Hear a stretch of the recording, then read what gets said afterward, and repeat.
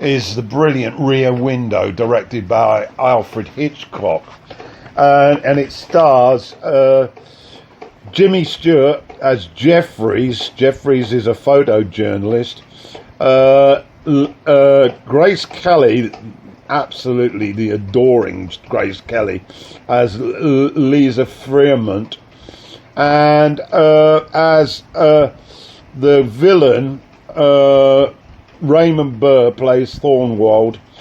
And it's also worth a mention, Thelma Ritter, who plays the nurse Stella. So to the plot. Jeffries is encamped in his second-floor apartment, courtesy of a broken leg he received on assignment at a sports event. As I said, he's a photojournalist, and his girlfriend, Fremont, played by Kelly, visits on a daily basis to make sure that he's okay, but also to constantly try and remind him of her desire to be his wife. He is constantly making various excuses, reasons why this would not be a good idea, and the Olympics of language is brilliant between the two as they sort of dodge each other's moves. Quite breathtaking. The nurse, Thelma Ritter, and Jeffries engage in humorous banter on a daily basis, which also lightens the mood.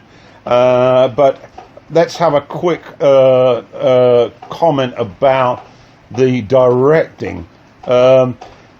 As I say, it's in the middle of summer, and it's an extremely hot summer, very humid, and the occupants of the compartments opt to leave their windows open and lay on verandas on the balconies in minimal clothing.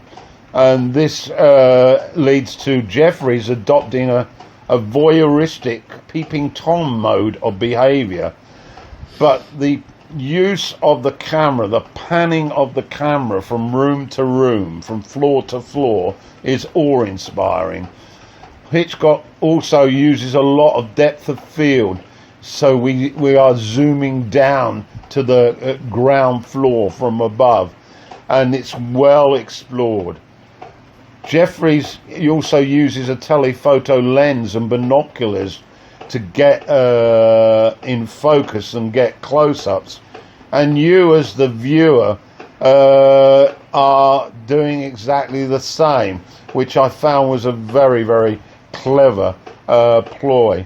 The movie's plot, well, it focuses on Jeffries' perceived view that Burr, in one of the apartments, has committed a crime, a serious crime.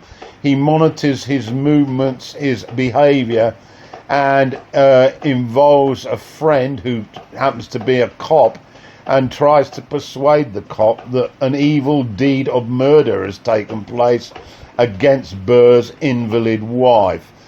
This is the main focus, and we have a great amount of banter between Jeffries, the girlfriend, the nurse, and the policeman as to the balance of whether this has happened or hasn't happened. It's a very riveting watch, and I'd thoroughly recommend it. I'm also want to make a point to say that Kelly and Stewart are absolutely magical together, particularly in those early conversations. Great stuff. Number 2 in my top 5 for 1954.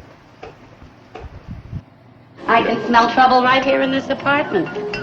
First you smash your leg, then you get to looking out the window, see things you shouldn't see. Trouble. What, something big going on somewhere? It's a big night. Well, it's just an old run-of-the-mill Wednesday. It's opening night of the last depressing week of L.B. Jeffries in a cast. I just can't figure it. He went out several times last night in the rain carrying his sample case. Well, he's a salesman, isn't he? The salesman's looking out of his window, you see. It's no ordinary look. It's the kind of a look a man gives when he's afraid somebody might be watching him. There's nothing to see.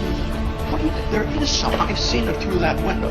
I've seen bickering and family quarrels and mysterious trips at night, and knives and saws and ropes, and now since last evening, not a sign of the wife. That's a secret private world you're looking into out there. People do a lot of things in private they couldn't possibly explain in public. Sitting around looking out at the window to kill time is one thing, but doing it the way you are with binoculars and wild opinions about every little thing you see.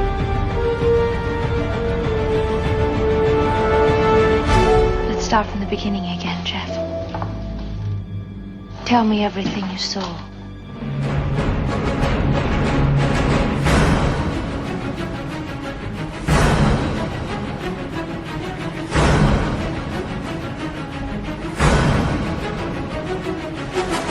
There was pretty private stuff going on